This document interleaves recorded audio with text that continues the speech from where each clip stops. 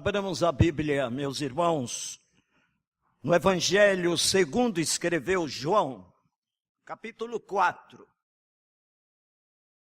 Leamos os versos de 31 a 34.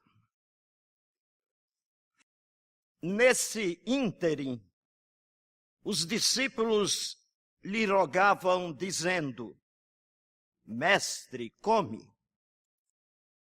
Mas ele lhes disse: Uma comida tenho para comer, que vós não conheceis. Diziam então os discípulos uns aos outros: Ter-lhe-ia, porventura, alguém trazido o que comer? Disse-lhe Jesus: A minha comida consiste em fazer a vontade daquele que me enviou e realizar a sua obra.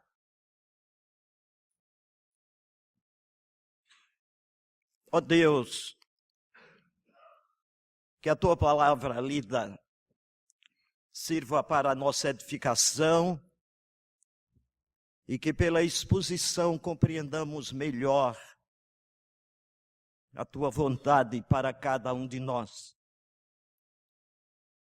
Te louvamos porque podemos te adorar. E neste ato de adoração expor a tua palavra. Que ela seja edificante e que nós, edificados, saibamos te honrar e te glorificar. Como servos, como filhos, como súditos do teu reino. Em nome de Jesus. Amém.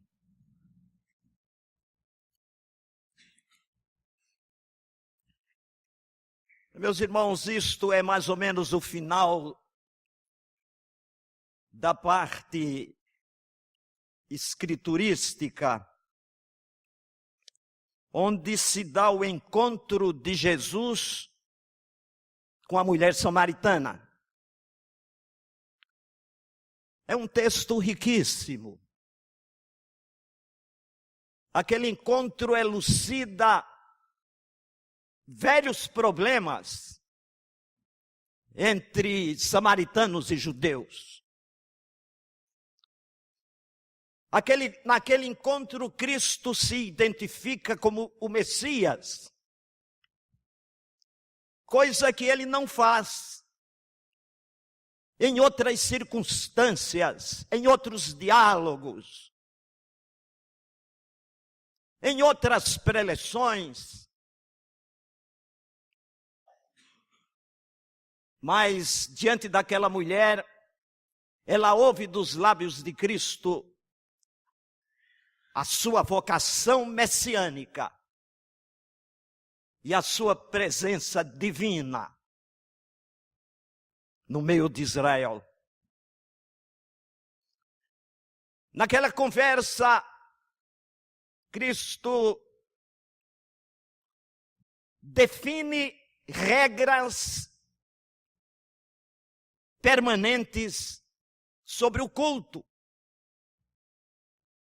Deus é Espírito, e importa que os que o adorem em Espírito e em verdade. Aquele encontro traz ricas lições.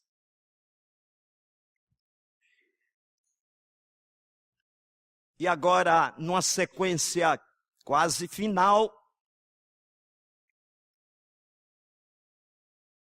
quando Cristo conversa com a mulher samaritana e que os discípulos tinham ido à cidade para trazer comida, porque era a hora sexta, é o nosso meio-dia, são as nossas 12 horas, hora de almoço, hora de refeição. Cristo fica à margem do poço e os discípulos vão a Samaria para comprar comida. E há pouco, os discípulos de Cristo haviam chegado da aldeia, onde foram comprar alimento para Cristo, que certamente estava com fome, e para eles. Ainda não havia passado o susto que os discípulos tomaram quando viram Jesus conversando com uma mulher. E ainda com uma mulher samaritana. A situação se agravava cada vez mais.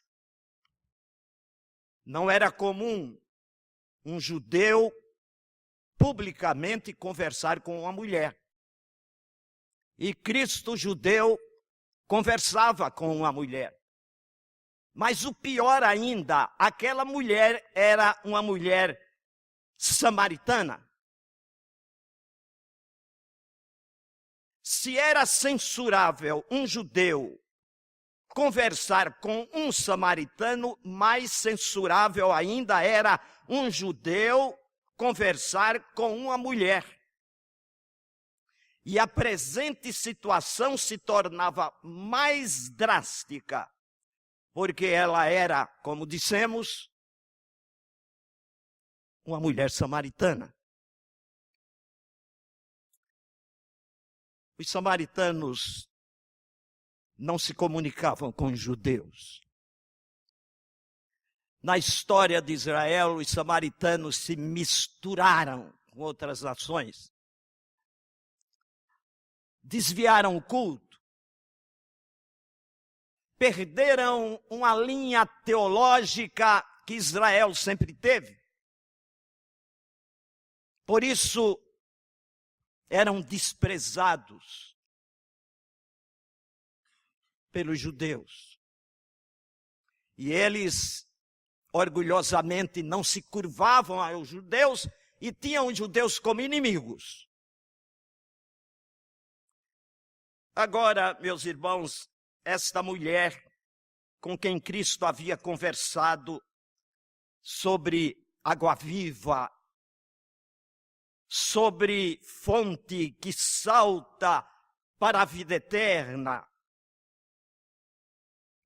sobre coisas profundas, teológicas, que ele não conversou com fariseus nem sacerdotes. Aquela mulher fica pasma diante de Cristo e inesperadamente abandonou seu cântaro e inaugura a sua nova fé no Messias, tornando-se uma missionária. E a seguir ela foi a Samaria falar sobre aquele profeta, falar sobre aquele rabi, que lhe dissera tudo quanto ela tinha feito na sua vida desordenada, na sua vida desajustada como mulher. Mas agora, como missionária, tocada por Cristo, transformada pelo poder da palavra de Cristo, purificada pela água que ela bebera das palavras de Cristo, ela se torna a primeira porta-voz do Messias nas terras de Samaria. Certamente, agora, os discípulos voltam da cidade. Não chegaram antes para não interromper a conversa e não chegaram depois para deixarem de ver Cristo conversando com a mulher. mas no momento certo, revelando a providência de Deus. E agora eles chegam da cidade trazendo certamente a refeição para Cristo, trazendo a comida para Cristo.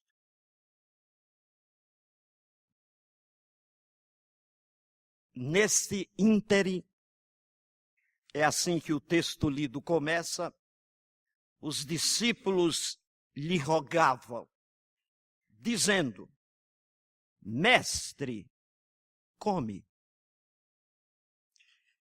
Então Cristo responde: uma comida tenho para comer, que vós não conheceis. Uma comida tenho para comer, que vós não conheceis.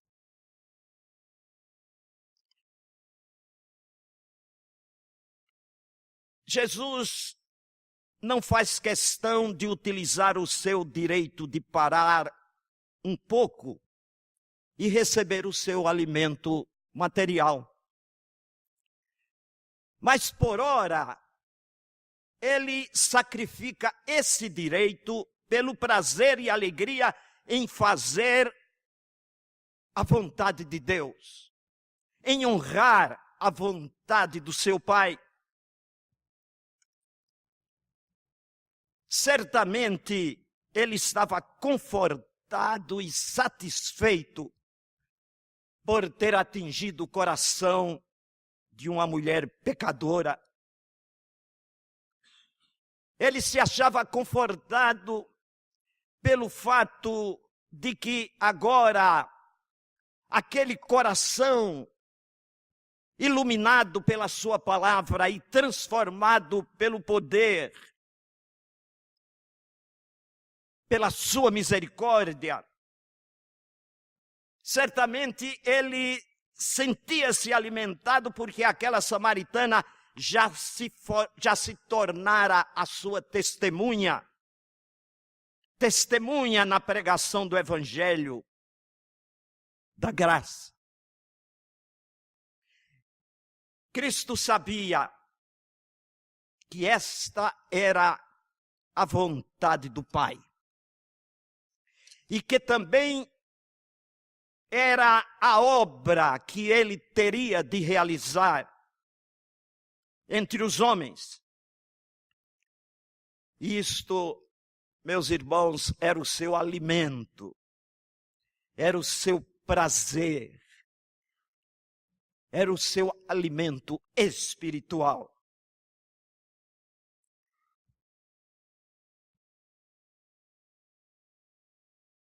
Sentindo desejo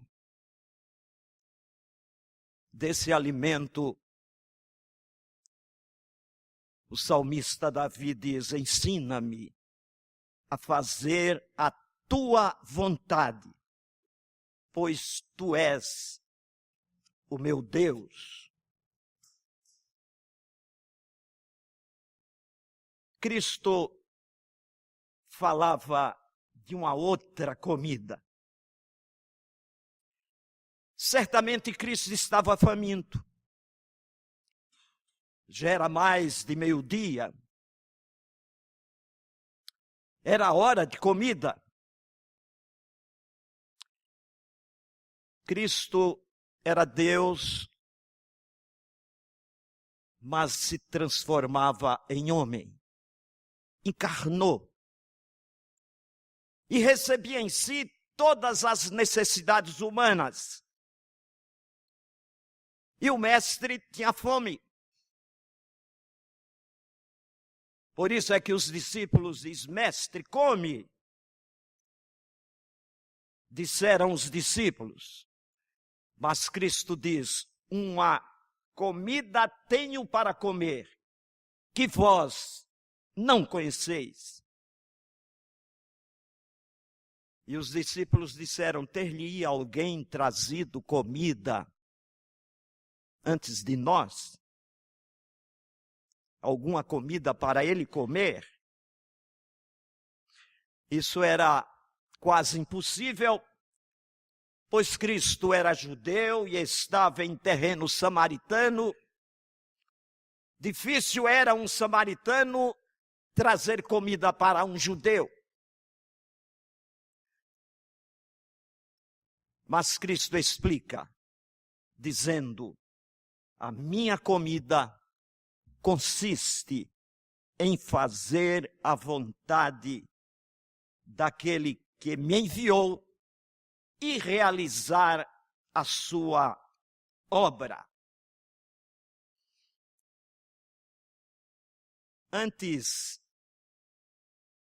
Muito antes da encarnação, na própria eternidade, houve um colóquio do Filho com o Pai, em que o Filho fala, quando diz: eis aqui estou, no rolo do livro está escrito a meu respeito. Agrada-me fazer a tua vontade, ó Deus meu. Dentro em meu coração está a tua lei. Isto se encontra no Salmo 40, versículos 7 e 8. Realmente, meus irmãos, Jesus renuncia naquele momento o seu direito de comida material, porque se alimentava da vontade de Deus. A minha comida é fazer a vontade de meu Pai que está nos céus. E também cumprir a sua obra, realizar a sua missão.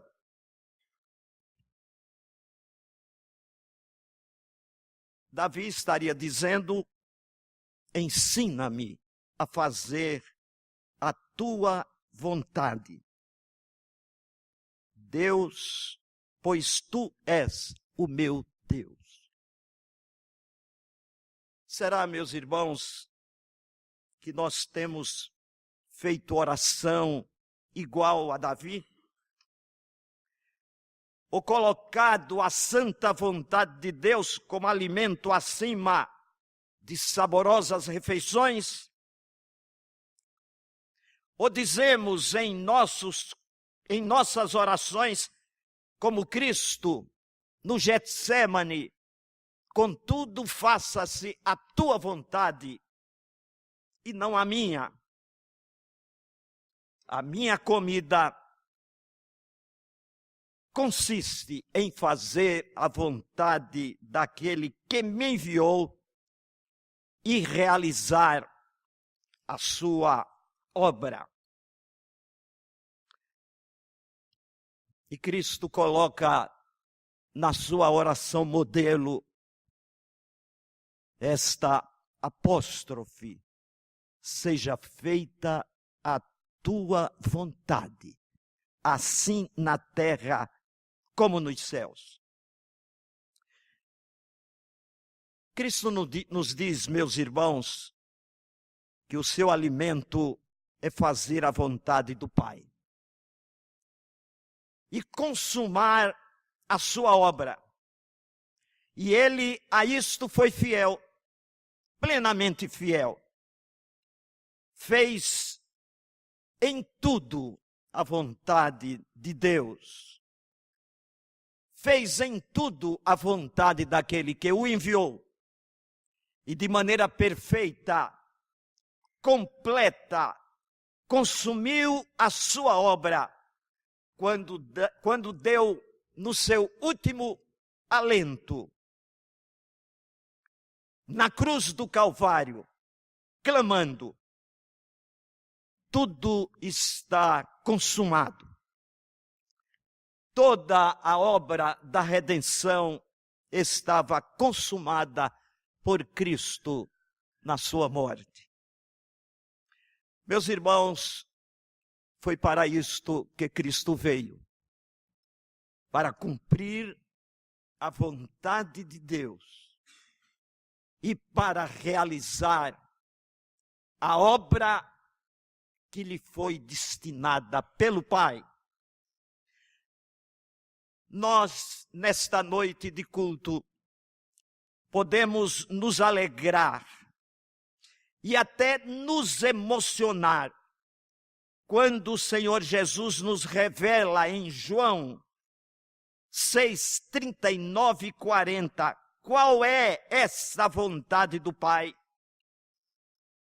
E como essa magna vontade é aplicada em nosso favor, para a nossa salvação e segurança eterna. Vejamos o texto. Diz o Senhor Jesus: e a vontade daquele que me enviou é esta, que nenhum eu perca de todos os que me deu. Pelo contrário, eu o ressuscitarei no último dia. De fato, a vontade de meu Pai é que todo homem que vir o Filho e nele crer, tenha a vida eterna, e eu o ressuscitarei no último dia. Veja que sublime vontade de Deus. Veja o teor e o conteúdo da vontade de Deus, a qual Cristo veio cumprir, a qual Cristo veio fazer, em benefício do homem, em benefício do pecador, em benefício de todos nós. Anotem, irmãos, a vontade desse Deus, que consiste no alimento precioso de Cristo, o Redentor e Salvador, é a sua salvação, é a sua felicidade eterna, é a sua paz com Deus. Quão grande este amor, o amor de Deus pelo pecador.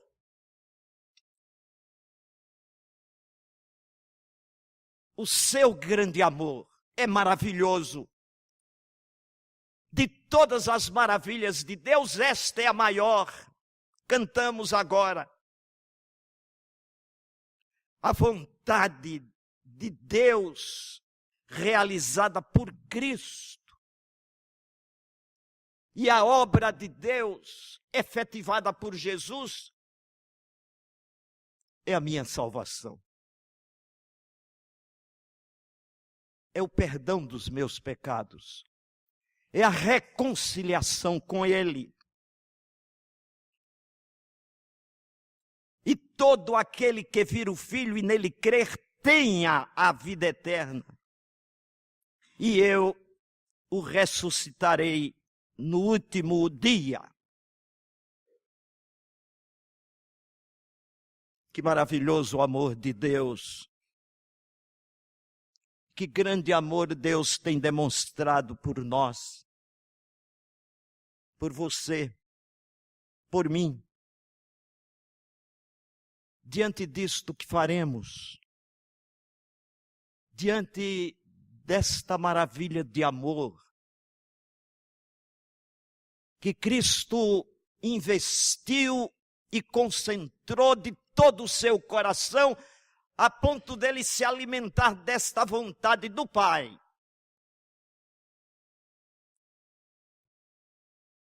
E da fixação em sua fidelidade a realizar esta obra, obra da redenção, obra da salvação. Que você fará. É um desafio de amor e de gratidão. Se você já experimentou esta obra na sua vida e no seu coração, sinta-se desafiado a uma vida de consagração, a uma vida de renúncia, a uma vida em que a mancha do pecado seja purificada, dissipada pelo sangue do Redentor, e que tenha uma preocupação de amá-lo e de servi-lo em santidade de vida. E se ainda não experimentou a bênção da redenção, do conhecimento de Cristo, como aquela mulher de Samaria experimentou, não perca a oportunidade. Procure conhecer a Cristo. O seu alimento é fazer a vontade do Pai. E a vontade do Pai é que você seja perdoado. Saia de uma vida de pecado e se torne um filho de Deus, um discípulo de Cristo, fazendo a mesma coisa que aquela mulher fez quando foi purificada pela palavra de Cristo e salva e redimida para o tempo e para toda a eternidade. É um desafio que fazemos neste púlpito a você. Uma vida de consagração maior, de santidade de vida, de arrependimento, de humildade, para você que já tem Cristo. E o desafio para uma vida transformada pelo poder da palavra de Cristo e pela grandeza da sua missão, que é salvar, aplicada na sua vida. Que Deus o abençoe. Amém.